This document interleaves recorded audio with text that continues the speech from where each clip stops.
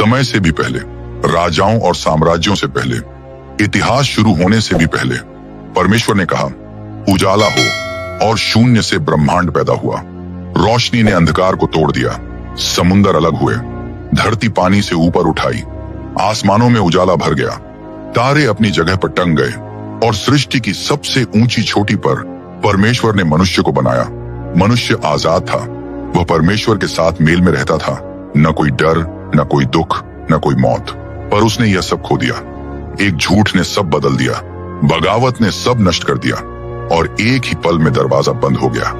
मनुष्य गिर पड़ा, पाप दुनिया में आ गया, और उसी दिन से इंसान की किस्मत हमेशा के लिए बदल गई। उस दिन से मनुष्य अपने ही बुरेपन से जूझता रहा। दिन और अंधकारमय होते गए, पीढ़ियां बिगड़ती गईं, हिंसा ने पूरी धरती को भर दिया।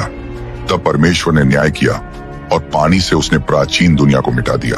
परंतु न्याय के बीच भी परमेश्वर ने कुछ लोगों को बचाकर रखा, क्योंकि उसके पास हमेशा एक योजना थी। वह हमेशा अपने लोगों को विश्वास करने के लिए बुलाता रहा। मनुष्य ने परमेश्वर जैसा बनने की चाह रखी, उन्होंने अपनी ही महिमा खोजी, लेकिन परमेश्वर ने उनके घमंड को तोड़ दिया और उन्हें चारों ओर बिखेर दिया। और फिर परमेश्वर ने एक मनुष्य को बुलाया, अब्राहम, अपनी भूमि छोड़ो, आसमान की ओर देखो, तुम्हारी संतानें वैसी ही होंगी। उसी से एक लोग पैदा होंगे, एक राष्ट्र जो दुनिया के लिए छुटकारा लाएगा। लेकिन उनका रास्ता आसान नहीं होगा, परीक्षाएं होंगी, वादे होंगे, धोखे होंगे, गुलामी होगी। फिर भी इन सब के बीच परमेश्वर हमेशा अपनी योजना पूरी करेगा, क्योंकि धोखे में भी परमेश्वर मौजूद है, दर्द में भी परमेश्वर की योजना है, निर्वासन में भी परमेश्वर अपना वादा निभाता है। यह है शुरुआत की कहानी, सृष्टि की कहानी और पतन की कहानी, मनुष्य की कहानी और वादे की कहानी, पहली सांस से लेकर एक राष्ट्र के जन्म तक। यह है उत्पत्ति की कहानी। शुरुआत में परमेश्वर ने आकाश और पृथ्वी की रचना की। पृथ्वी सूनी और खाली थी, और गहरे जल के ऊपर अंधकार छाया हुआ था। परमेश्वर का आत्मा पानी के ऊपर मंडरा रहा था। और फिर परमेश्वर ने कहा, उजाला हो, और उजाले ने अंधकार को चीर दिया। परमेश्वर ने उजाले को अंधकार से अलग कर दिया। उजाले को उसने दिन कहा और अंधकार को उसने रात कहा। और परमेश्वर ने देखा कि यह अच्छा है। पर यह सब अभी पूरा नहीं हुआ था। परमेश्वर ने आकाश को फैलाया, उसने पहाड़ों को उठाया, उसने समुद्रों को आकार दिया, अपने वचन से उसने नदियों को बहा दिया, और उसने पृथ्वी को जीवन से भर दिया। हर पौधा, हर पेड़, हर प्राणी, आकाश में, धरती पर और समुद्रों में, सब उसकी ही हाथों से बने। और परमेश्वर ने देखा कि यह अच्छा है। लेकिन अब भी कुछ कमी थी, उसकी सृष्टि की सबसे ऊंची रचना, कुछ अलग, कुछ अनोखा। परमेश्वर धरती पर उतरे, उन्होंने मिट्टी के ऊपर झुककर अपने ही हाथों से मनुष्य को बनाया। लेकिन यह जीव अब तक जीवित नहीं था, वह केवल मिट्टी की आकृति था जिसे रचने वाले ने गढ़ा था। जब तक कि परमेश्वर ने उसकी नथुनों में जीवन की सांस नहीं फूंकी और मनुष्य ने पहली बार अपनी आंखें खोली। आदम ने सांस ली। परमेश्वर ने कहा, फलवंत हो और बढ़ो, धरती को भरो और उस पर अधिकार करो, समुंदर की मछलियों पर, आकाश के पक्षियों पर और हर जीवित प्राणी पर जो धरती पर चलता है तुम्हारा अधिकार होगा। परमेश्वर ने मनुष्य को एक सुंदर स्थान पर रखा, आनंद का बाग, एक स्वर्ग जहां न मृत्यु थी, न बीमारी, न पीड़ा। और उसी अद्भुत अदन में परमेश्वर अपनी सृष्टि के साथ चलता था। लेकिन मनुष्य अभी अधूरा था, क्योंकि जहां हर जीव के पास साथी था, वहां आदम अकेला था। इसलिए परमेश्वर ने उस पर गहरी नींद ला दी। और जब वह सो रहा था तो परमेश्वर ने उसकी एक पसली ली और उसी से स्त्री को रचा। जब आदम जागा और उसने उसे देखा तो वह समझ गया कि वह अलग है, वह उसकी बराबरी है, वह उसकी साथी है। आदम ने आश्चर्य और खुशी से कहा, यह अब मेरी हड्डियों की हड्डी है और मेरे मांस का मांस है। इसे स्त्री कहा जाएगा, क्योंकि यह मनुष्य से ली गई है। और इस तरह पुरुष और स्त्री मेल में रहने लगे। न कोई लज्जा, न कोई डर, सब शांति थी, सब जीवन था, सब अच्छा था। लेकिन शत्रु पहले से देख रहा था और बाग के भीतर सांप वार करने के मौके का इंतजार कर रहा था। बाग में दो विशेष वृक्ष थे, एक जीवन का वृक्ष और दूसरा भले और बुरे के ज्ञान का वृक्ष। और परमेश्वर ने आदम से कहा, बाग के हर वृक्ष का फल तुम स्वतंत्रता से खा सकते हो, पर जिस वृक्ष से भले और बुरे का ज्ञान होता है उसका फल तुम नहीं खाना, क्योंकि जिस दिन तुम उसे खाओगे निश्चय ही मर जाओगे। परंतु सांप, परमेश्वर का शत्रु, मनुष्य को धोखा देने वाला स्त्री के पास आया और बोला, क्या सचमुच परमेश्वर ने कहा है कि तुम बाग के किसी भी वृक्ष का फल नहीं खा सकते? हव्वा ने थोड़ी झिझक के साथ उत्तर दिया, नहीं, हम वृक्षों का फल खा सकते हैं, पर जो वृक्ष बाग के बीच में है उसके बारे में परमेश्वर ने कहा है, उसका फल तुम मत खाना, यहाँ तक कि छूना भी नहीं, वरना तुम मर जाओगे। सांप ने कहा, तुम निश्चय ही नहीं मरोगे, क्योंकि परमेश्वर जानता है कि जिस दिन तुम उसका फल खाओगे तुम्हारी आंखें खुल जाएंगी, तुम परमेश्वर के समान हो जाओगे, भले और बुरे को जानने वाले। सांप के शब्द हव्वा के मन में भर गए। उसने फल की ओर देखा, वह सुंदर था, खाने के लिए अच्छा लगता था, और उसके मन में इच्छा हुई कि वह परमेश्वर जैसी हो जाए। उसने फल तोड़ा, वृक्ष से निकाल कर खाया, फिर उसने आदम को भी दिया और उसने भी खा लिया। उसी पल सब कुछ बदल गया। पुरुष और स्त्री दोनों की आंखें खुल गईं। उन्होंने देखा कि वे नंगे हैं। पहली बार उन्होंने लज्जा महसूस की, पहली बार उन्होंने डर महसूस किया। वे पेड़ों के बीच छिप गए, परंतु बाग में परमेश्वर की आवाज सुनाई दी, आदम, तुम कहाँ हो? आदम ने कांपते हुए कहा, मैंने बाग में तेरी आवाज सुनी और मैं डर गया, क्योंकि मैं नंगा था, इसलिए मैं छिप गया। तब परमेश्वर ने पूछा, किसने तुझसे कहा कि तू नंगा है? क्या तूने उस वृक्ष का फल खाया है जिससे खाने की आज्ञा मैंने तुझे नहीं दी थी? आदम ने उत्तर दिया, यह स्त्री जिसे तूने मेरे साथ रखा, उसने मुझे उस वृक्ष का फल दिया और मैंने खा लिया। फिर परमेश्वर ने स्त्री से कहा, यह तूने क्या किया? स्त्री ने उत्तर दिया, सांप ने मुझे धोखा दिया और मैंने खा लिया, और उसी क्षण पाप दुनिया में आ गया। शाप दिया गया, दर्द, पसीना और मृत्यु। एदन का बाग हमेशा के लिए बंद हो गया। पर मनुष्य को बाहर निकालने से पहले परमेश्वर ने एक वादा दिया, स्त्री के वंश से एक आने वाला है जो सांप का सिर कुचल देगा। पाप आखिरी नहीं होगा, मौत अंतिम शब्द नहीं होगी, क्योंकि उसी दिन से उद्धार की योजना शुरू हो गई। मनुष्य को एदन से निकाल दिया गया। धरती अब स्वर्ग नहीं रही, खेतों में कांटे उगाए, हर मेहनत के साथ पसीना बहा, और अब मृत्यु सच्चाई बन गई। परंतु पतन के बाद भी परमेश्वर ने मनुष्य को नहीं छोड़ा। आदम और हव्वा के बच्चे हुए और उनकी संतानों से ही उद्धार का वादा पूरा होना था। लेकिन उससे पहले पाप अपना असली चेहरा दिखाएगा। हव्वा गर्भवती हुई और उसका पहला पुत्र पैदा हुआ। उसने कहा, मैंने यह पुत्र यहोवा की मदद से पाया है। उसका नाम रखा गया कैन, मानव जाति का पहला जन्मा पुत्र। कुछ सालों बाद उसका भाई पैदा हुआ, हाबिल। कैन खेतों में मेहनत करता था, लेकिन हाबिल भेड़ों का रखवाला था। दोनों का अपना काम था, दोनों का अपना मन था, पर केवल एक ही था जो परमेश्वर के साथ चलता था। एक दिन आया जब यहोवा के सामने भेंट चढ़ानी थी। कैन अपने खेत की उपज लाया, अपनी मेहनत का फल, लेकिन हाबिल अपने झुंड से पहला और सबसे अच्छा हिस्सा लाया, सबसे मोटे, सबसे शुद्ध मेमने, और उसने उन्हें परमेश्वर के सामने अर्पित किया। परमेश्वर ने हाबिल की भेंट को प्रसन्न होकर देखा, पर कैन की भेंट को उसने स्वीकार नहीं किया। कैन का मन क्रोध से भर गया, उसका चेहरा उतर गया, उसका दिल गुस्से और जलन से भर उठा। तब परमेश्वर ने उसे कहा, कैन, तू क्यों क्रोधित है? तेरा चेहरा क्यों उतर गया है? यदि तू सही करेगा तो क्या तुझे स्वीकार नहीं किया जाएगा? पर यदि तू सही नहीं करेगा तो पाप तेरे दरवाजे पर घात लगाए बैठा है। वह शेर की तरह तुझे दबोचना चाहता है, पर तुझे उस पर काबू पाना होगा। परमेश्वर के ये शब्द कैन के मन में गूंजते रहे, लेकिन उसने पश्चाताप नहीं किया। वह और भी जलन और कटुता से भर गया। अब वह अपने भाई को परिवार नहीं देखता था, बल्कि उसे एक परछाई समझता था जिसे मिटा देना जरूरी था। एक दिन कैन ने अपने भाई हाबिल को खेत में बुलाया। कैन मुस्कुराया। हाबिल को कोई शक नहीं हुआ, और जब वे अकेले थे तो नफरत फूट पड़ी।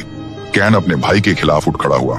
उसने उस पर हमला किया, उसने उसे घायल किया, और इतिहास में पहली बार मनुष्य का लहू धरती पर गिरा। फिर परमेश्वर ने कहा, तेरा भाई हाबिल कहाँ है? कैन ने उत्तर दिया, मुझे नहीं पता, क्या मैं अपने भाई का रखवाला हूँ? तब परमेश्वर ने कहा, तेरे भाई का लहू जमीन से पुकार रहा है। अब तू शापित है, तू भटकता रहेगा, तू चैन और ठहराव नहीं पाएगा।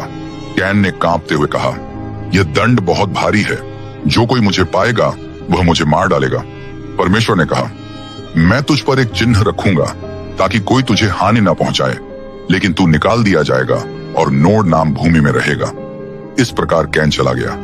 वह परमेश्वर की उपस्थिति से बहुत दूर भटकता रहा, खोया हुआ, बेघर, बिना किसी विश्राम के, क्योंकि पाप ने उसे न केवल उसके भाई से अलग कर दिया, बल्कि उसे उसके सृजनहार से भी दूर कर दिया। कैन ने एक नगर बनाया, उसकी संतानें बढ़ी और फलने फूलने लगी, पर हर पीढ़ी के साथ पाप भी बढ़ता गया, स्वार्थ बढ़ता गया, हिंसा धरती पर फैल गई, हर मनुष्य केवल अपने लिए जीने लगा। तब एक दिन परमेश्वर ने मनुष्य की ओर देखा और कहा, मेरा आत्मा हमेशा मनुष्य के साथ नहीं रहेगा। मैं धरती के ऊपर से हर जीवित प्राणी को मिटा दूंगा, क्योंकि मनुष्य की दुष्टता बहुत बढ़ गई है। सृष्टि अपने सृजनहार के खिलाफ खड़ी हो गई थी। दुनिया भ्रष्टाचार में डूब चुकी थी। मनुष्य का हर विचार बुरा था, उसका हर काम पाप से भरा था, और परमेश्वर ने भारी दुख से भरे मन के साथ हिंसा के इस युग को खत्म करने का निश्चय किया। लेकिन इस अंधकार के बीच, इतने पाप के बीच, एक व्यक्ति ने यहोवा की आंखों में कृपा पाई। उसका नाम था नूह। नूह अलग था। जब पूरी दुनिया पाप में और गहराई तक डूब रही थी, वह परमेश्वर के साथ चलता था। और परमेश्वर ने नूह से कहा, नूह, मैंने ठान लिया है कि सब प्राणियों को नष्ट कर दूंगा, क्योंकि धरती हिंसा से भर गई है।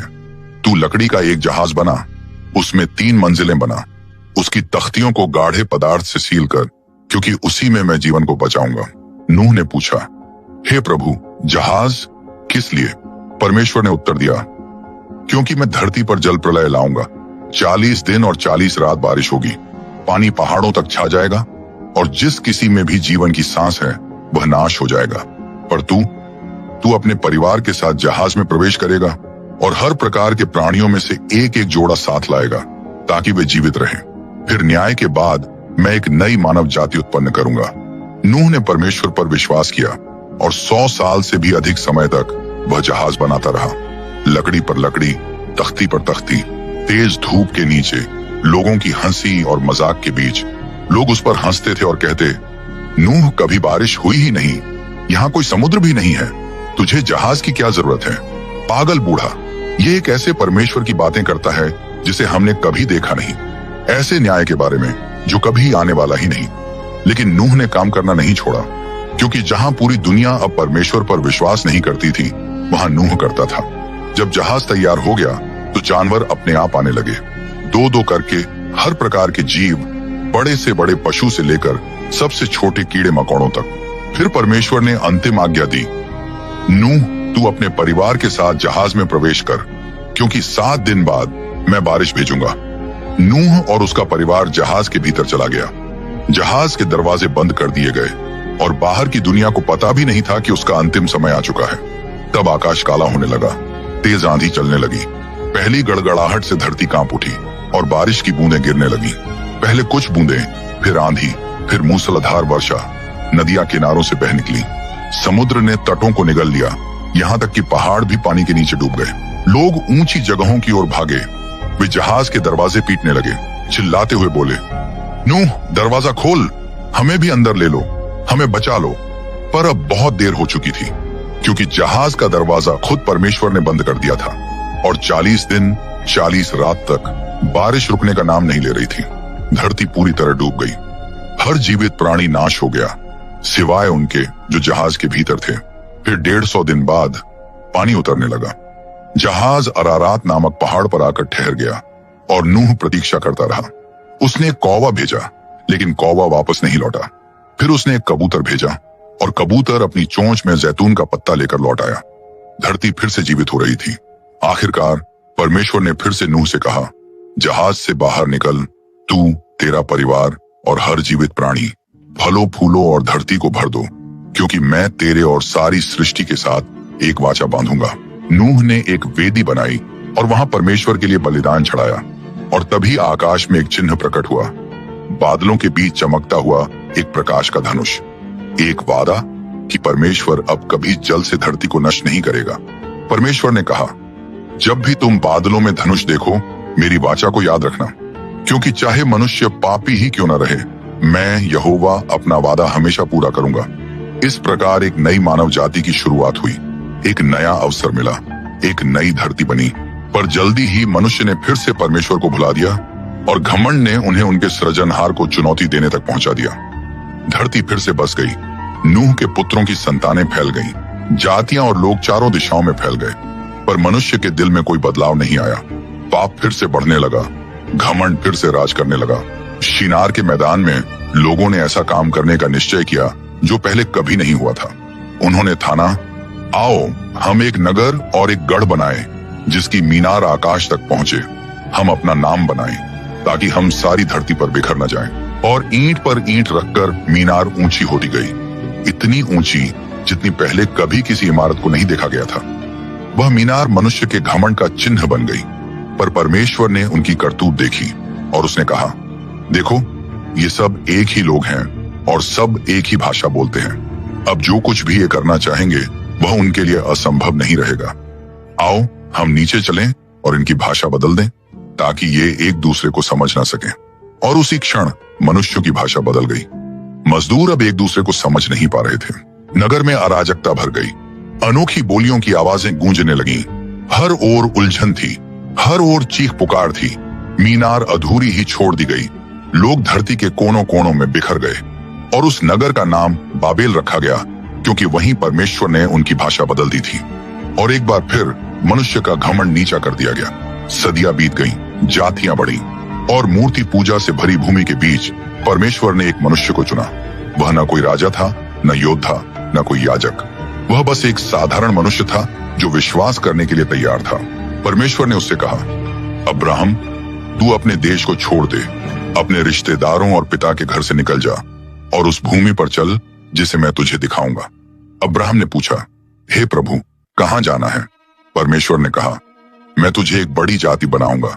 जो तुझे आशीर्वाद देंगे मैं उन्हें आशीर्वाद दूंगा, जो तुझे शाप देंगे मैं उन्हें शाप दूंगा और तुझ में धरती की सब जातियां आशीर्वाद पाएंगी। अब्राहम नहीं समझ पाया, उसे पता भी नहीं था कि वह कहां जा रहा है, पर उसने परमेश्वर पर विश्वास किया। उसने अपना घर छोड़ दिया, अपनी भूमि छोड़ दी, सब कुछ छोड़ दिया जो वह जानता था और वह सृजनहार की आवाज का पीछा करता चला गया क्योंकि उसकी कहानी एक अनंत वादे की शुरुआत बनने वाली थी। अब्राहम ने अपनी भूमि छोड़ी, अपना घर छोड़ा, अपना अतीत छोड़ा और वह अज्ञात मार्ग पर चल पड़ा। पर हर कदम पर वह एक वादा अपने साथ लेकर चलता था। परमेश्वर ने उससे कहा था, मैं तुझे एक बड़ी जाति बनाऊंगा।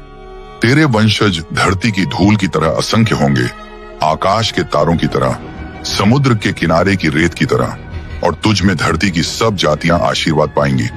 अब्राहम ने विश्वास किया, वह प्रतीक्षा करता रहा, पर साल दर साल बीतते गए और वह वादा दूर होता हुआ दिखाई देने लगा क्योंकि सारा नूह की पत्नी बांझ थी।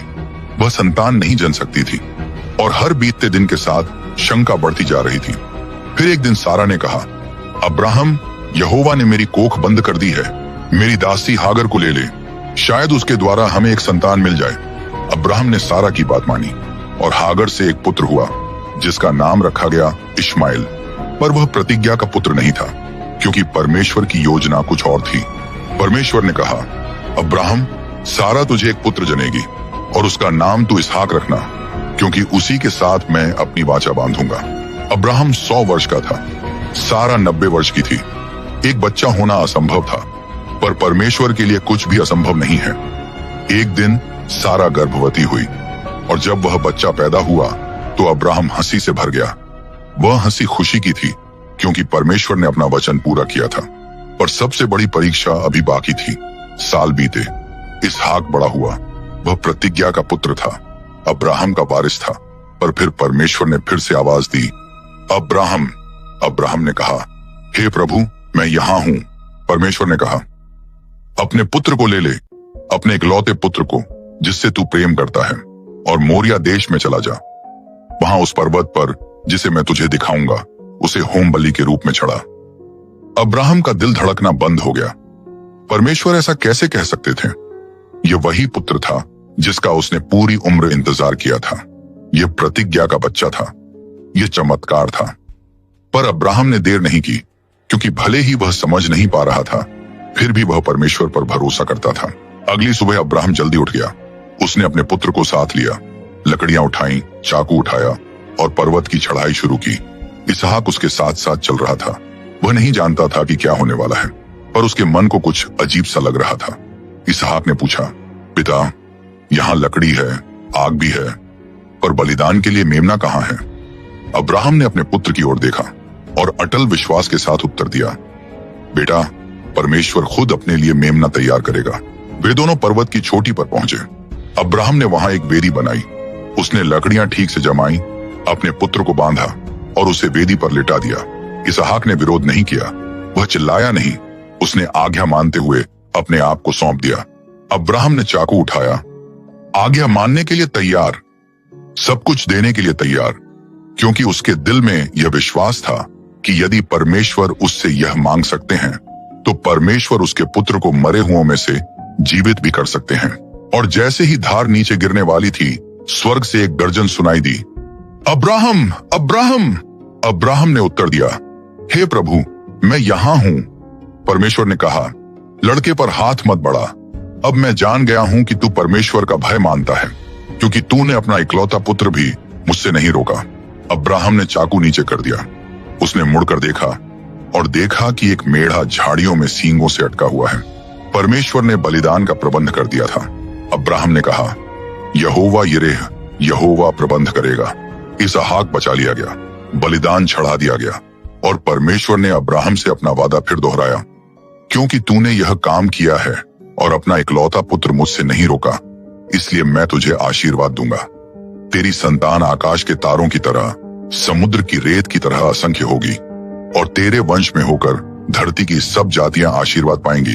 अब्राहम पर्वत से नीचे उतर आया और परमेश्वर का वादा जीवित रहा, क्योंकि उसी की संतान से आगे आएगा इसहाक, याकूब, यूसुफ और बाद में संसार का उद्धार करता। क्योंकि उस दिन मोरिया पर्वत पर परमेश्वर ने केवल इसहाक को नहीं बचाया, वहां उसने भविष्य दिखाया, क्योंकि एक दिन उसी पर्वत पर एक पिता सचमुच अपने पुत्र को देगा, एक पुत्र सचमुच बलिदान होगा और उसका लहू सारे मानव जाति के लिए छुटकारा लाएगा। परमेश्वर का वादा इसहाक के साथ जारी रहा। उसने अपने पिता अब्राहम की वाचा को पाया और अपनी पत्नी रिबका से उसके 2 पुत्र हुए, 2 भाई, 2 जातियां, 2 अलग भाग्य, जो जन्म से पहले ही एक दूसरे के विरोध में थे। जब रिबका गर्भवती हुई तो उसने अपने भीतर संघर्ष महसूस किया। चिंतित होकर उसने यहोवा से पूछा और परमेश्वर ने उत्तर दिया, तेरी कोख में 2 जातियां हैं, तेरे भीतर से 2 लोग अलग हो जाएंगे, एक दूसरे से शक्तिशाली होगा और बड़ा छोटे की सेवा करेगा। जब जन्म का समय आया तब इसहाक लगभग 60 वर्ष का था। पहला बालक पैदा हुआ, लाल और पूरे शरीर पर बालों से ढका हुआ। उसका नाम रखा गया एसाव। पर जैसे ही वह बाहर आया, उसका भाई उसकी एड़ी पकड़े हुए था, इसीलिए उसका नाम रखा गया याकूब। और पहले ही पल से उन दोनों के बीच संघर्ष शुरू हो गया था। साल बीत गए, लड़के बड़े हो गए। एसाव शिकारी बन गया, ताकतवर, जंगली, खुले मैदानों का आदमी। लेकिन याकूब अलग था, वह शांत स्वभाव का था, तंबुओं में रहने वाला आदमी, देखने और सही समय का इंतजार करने वाला।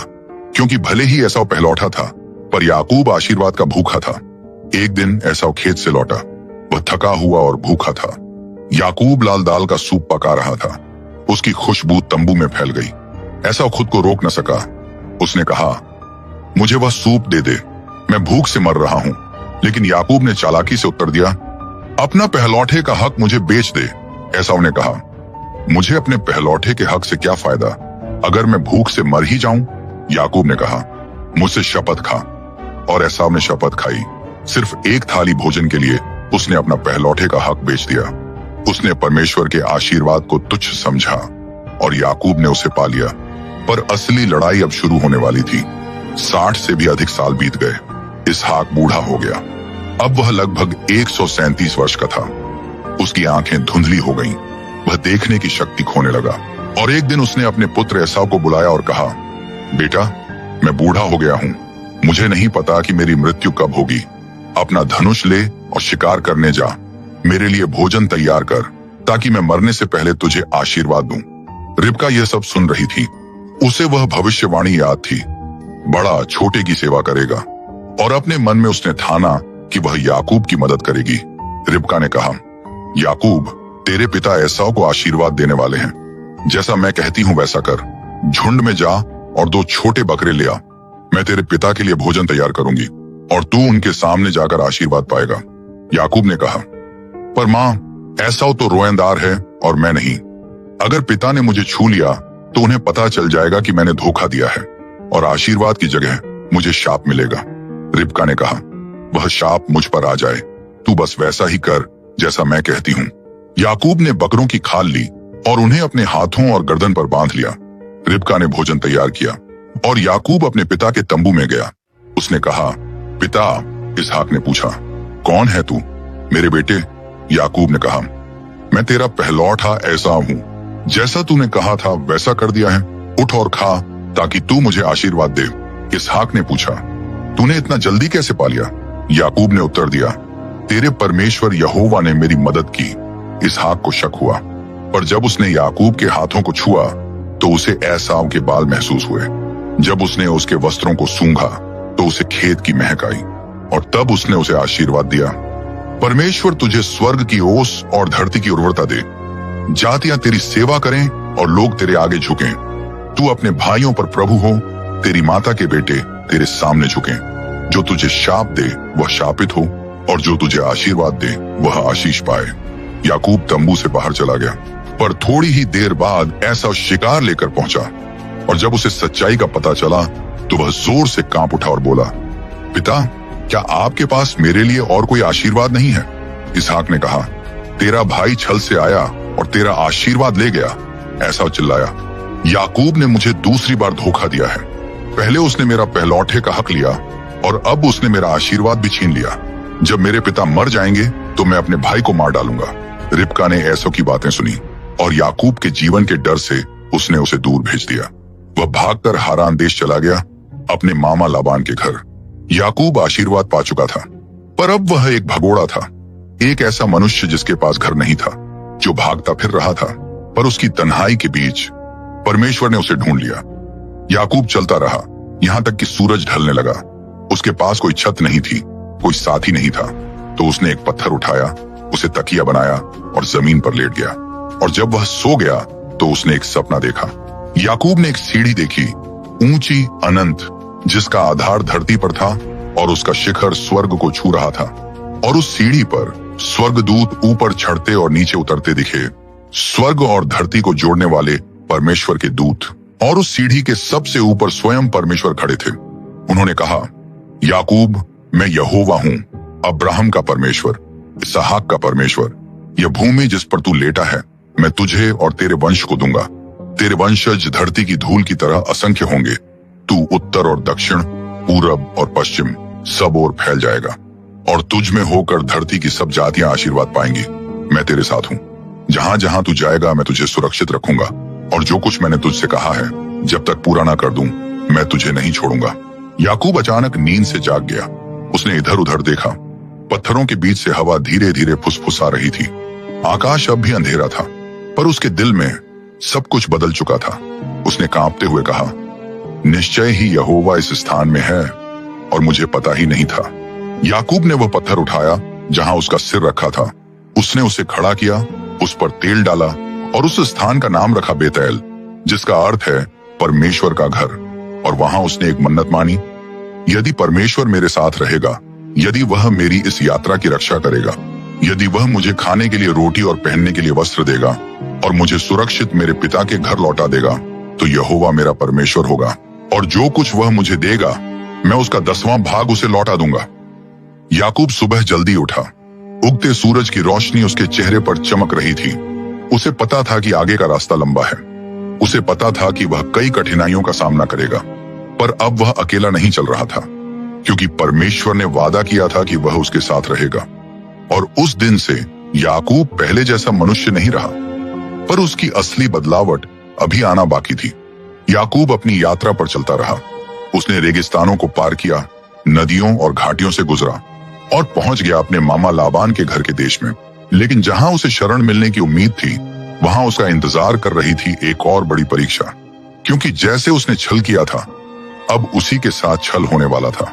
याकूब हारान के खेतों में एक कुएं पर पहुंचा। वहां उसने चरवाहों को देखा जो अपने झुंड को पानी पिलाने के लिए खड़े थे। याकूब ने पास जाकर पूछा, क्या तुम नाहोर के पुत्र लाबान को जानते हो?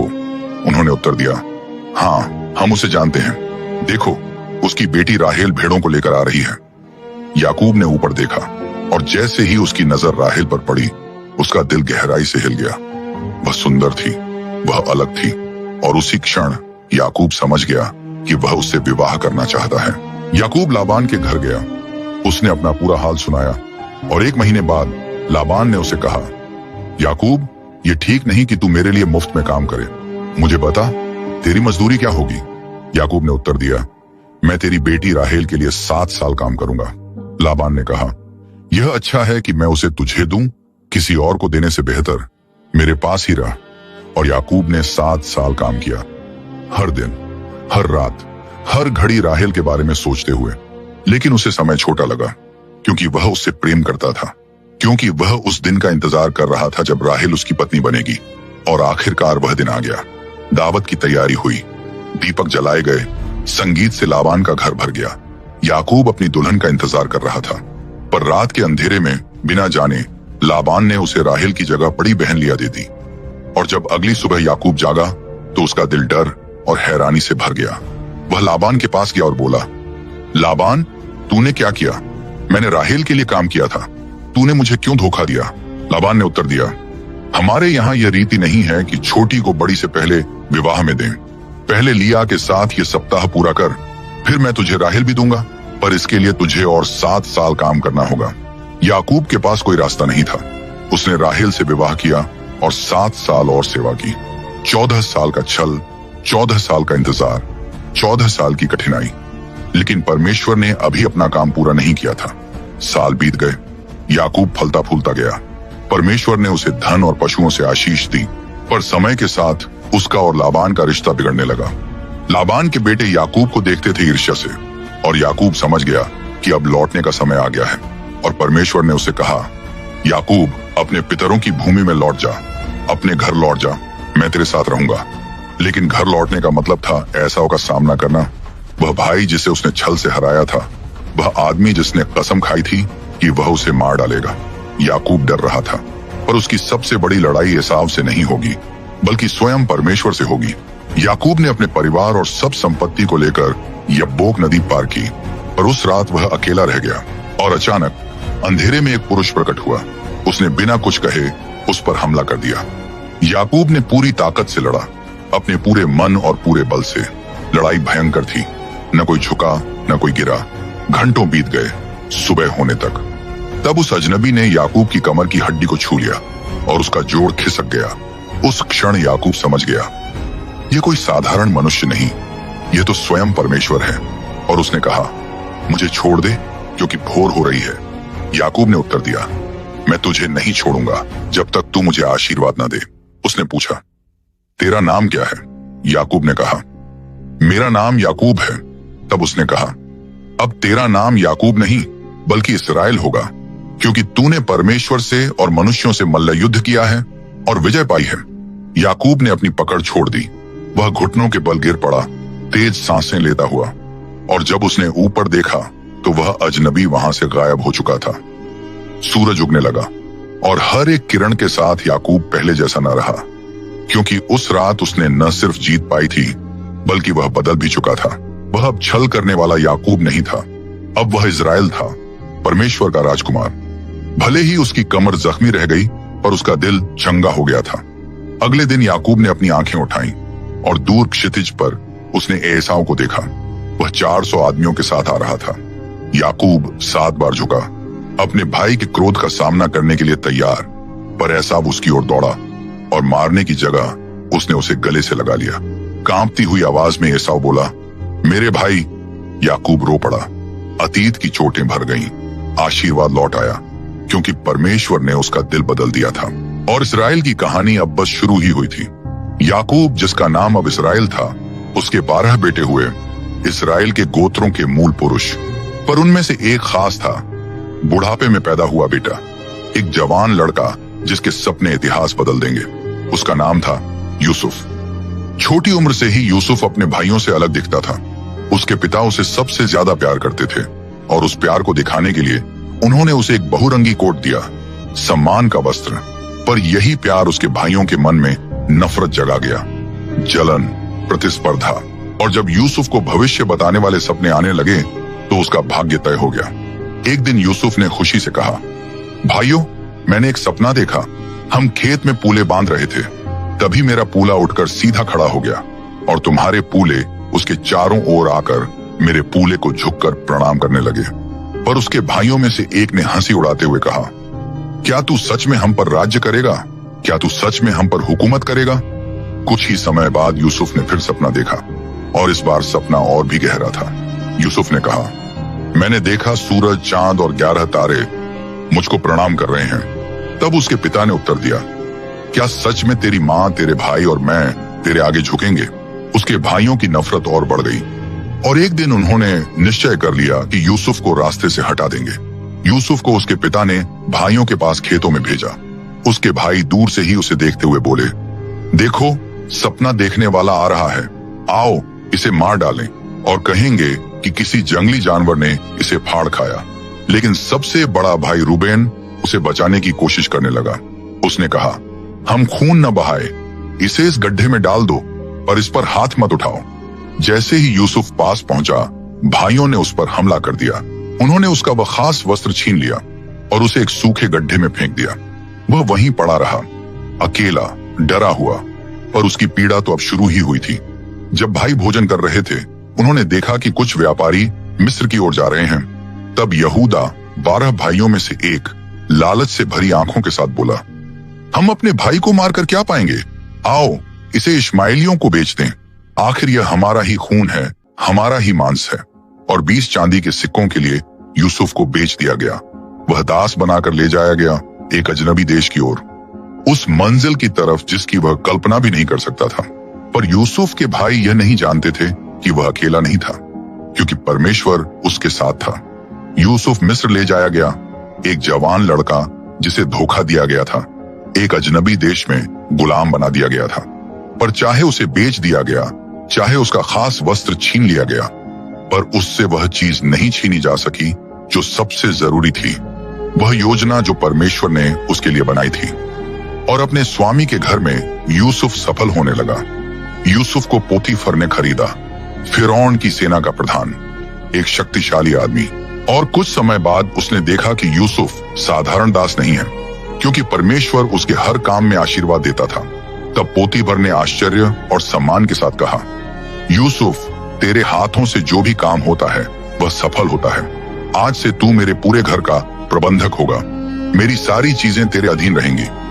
यूसुफ, जो एक गुलाम था, अब एक मिस्री अधिकारी के घर में अधिकार पा चुका था। वह ईमानदार था, वह विश्वास योग्य था, वह सीधा और सच्चा था।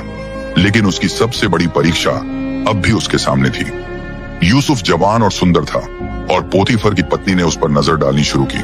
दिन पर दिन वह उसे पाने की कोशिश करती रही और एक दिन जब घर में और कोई नहीं था, वह उसके पास आई और बोली, यूसुफ, मेरे साथ सो जा। पर यूसुफ ने दृढ़ता से उत्तर दिया, नहीं, मेरे स्वामी ने अपने सब कुछ मेरे भरोसे सौंप दिया है। उसने मुझसे कुछ भी नहीं छीना सिवाय तेरे, तो मैं इतना बुरा काम कैसे कर सकता हूँ? यूसुफ वहां से हटने की कोशिश करने लगा, लेकिन उस स्त्री ने उसका वस्त्र पकड़ लिया और यूसुफ भाग गया। वह अपना वस्त्र उसके हाथ में छोड़कर निकल पड़ा, क्योंकि उसके लिए कपड़ा खोना आसान था, पर अपना चरित्र खोना नहीं। लेकिन वह स्त्री क्रोध से भर गई। उसने झूठा इल्जाम लगाया, मेरे पति, वह इब्री नौजवान, मुझे अपमानित करना चाहता था। ये उसका वस्त्र है, सबूत के रूप में। पोतीफर ने उस झूठ पर विश्वास किया, हालांकि वह जानता था कि यूसुफ एक धर्मी इंसान है। फिर भी वह अपनी इज्जत को दागदार होते नहीं देख सकता था, इसलिए उसने यूसुफ को कैद खाने में डाल दिया। लोहे की सलाखें यूसुफ पर बंद हो गईं। वह फिर से धोखा खा गया, फिर से उसे वस्त्रों से वंचित कर दिया गया। परंतु कैद में भी यूसुफ ने परमेश्वर पर भरोसा करना नहीं छोड़ा। कैद के प्रधान ने उसे देखा और कहा, तू जो भी करता है वह सफल होता है। आज से तू ही कैदियों का प्रभारी होगा। कैद खाने में भी यूसुफ को ऊंचा किया गया और वहीं परमेश्वर ने उसे एक नया वरदान दिया, सपनों को समझने का वरदान। एक दिन फिरौन के 2 अधिकारी कैद में डाल दिए गए, राजा का प्याला भरने वाला और राजा का रोटी बनाने वाला।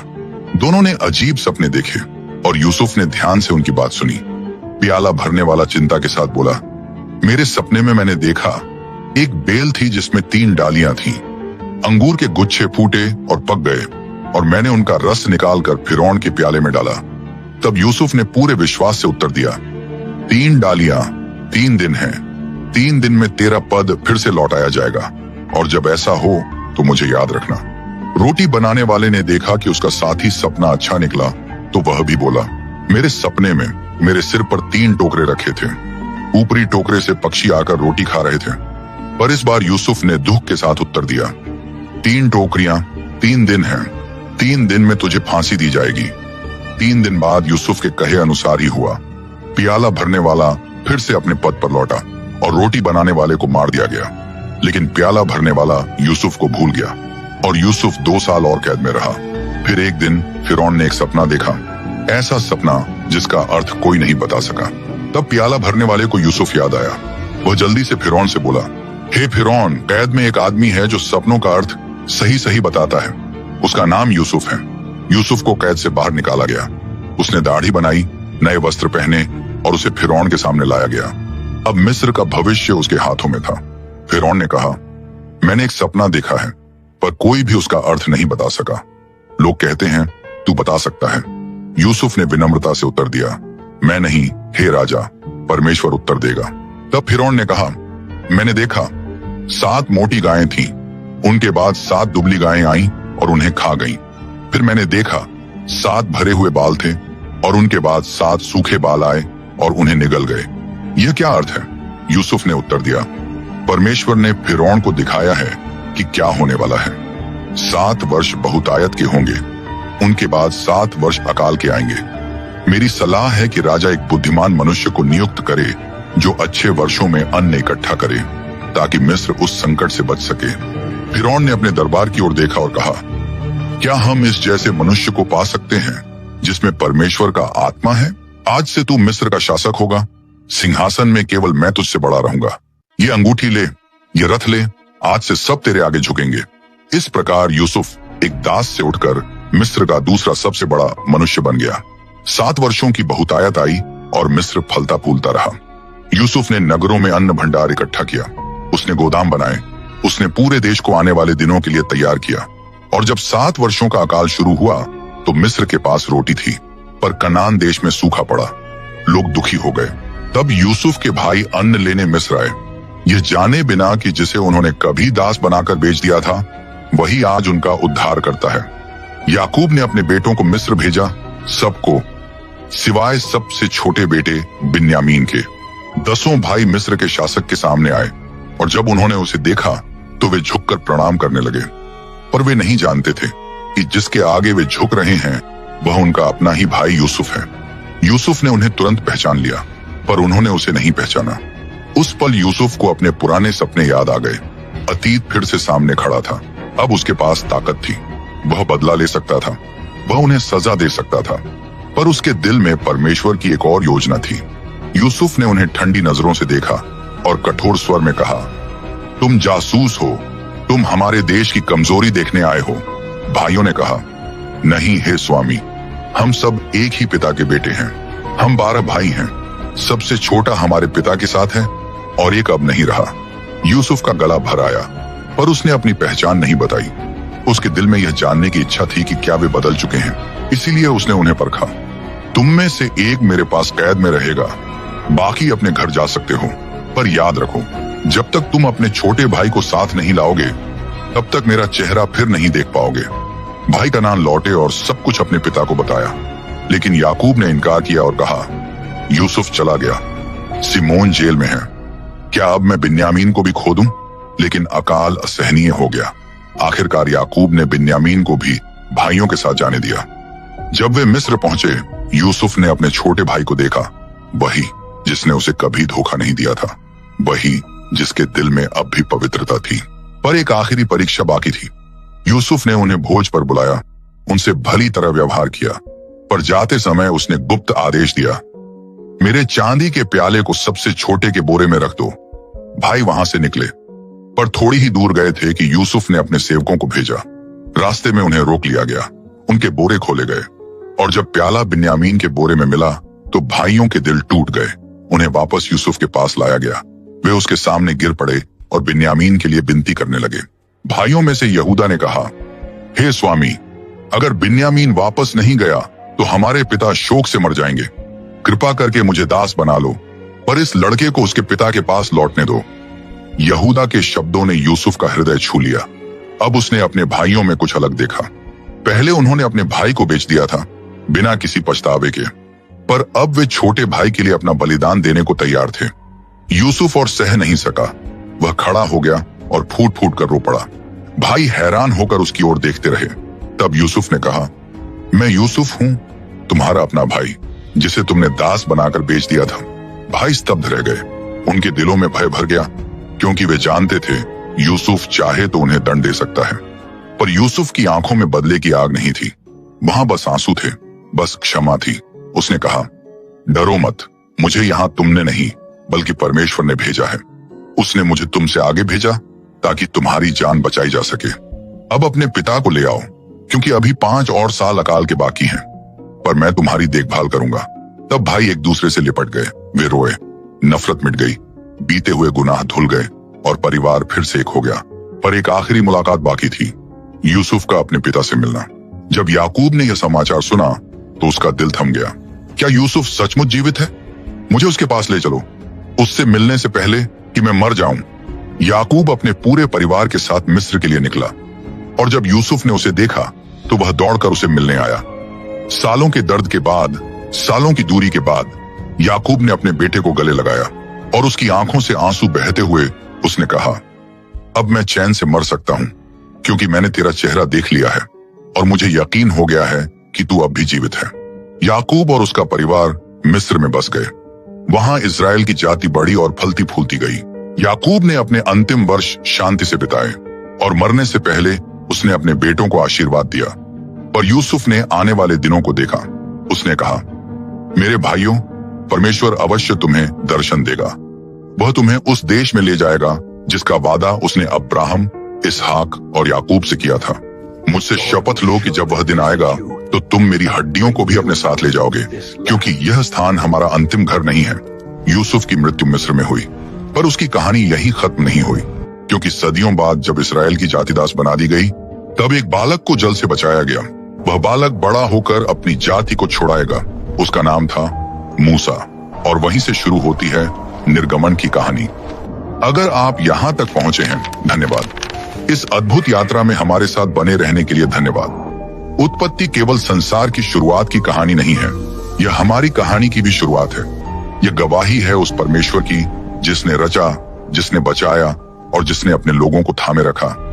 पतन के बावजूद, पाप के बावजूद, धोखे और विश्वासघात के बावजूद, क्योंकि हर पीढ़ी में आदम से लेकर यूसुफ तक परमेश्वर ने अपना वादा कभी नहीं छोड़ा, और वह वादा आज भी जीवित है। इस वीडियो को बनाने में मेहनत लगी है, संसाधन लगे हैं और महीनों का समय लगा है। अगर इस वीडियो ने आपके दिल को छुआ है तो इसे दूसरों के साथ जरूर शेयर करें, और अगर आपने अभी तक चैनल को सब्सक्राइब नहीं किया है तो जरूर सब्सक्राइब कर लें। धन्यवाद।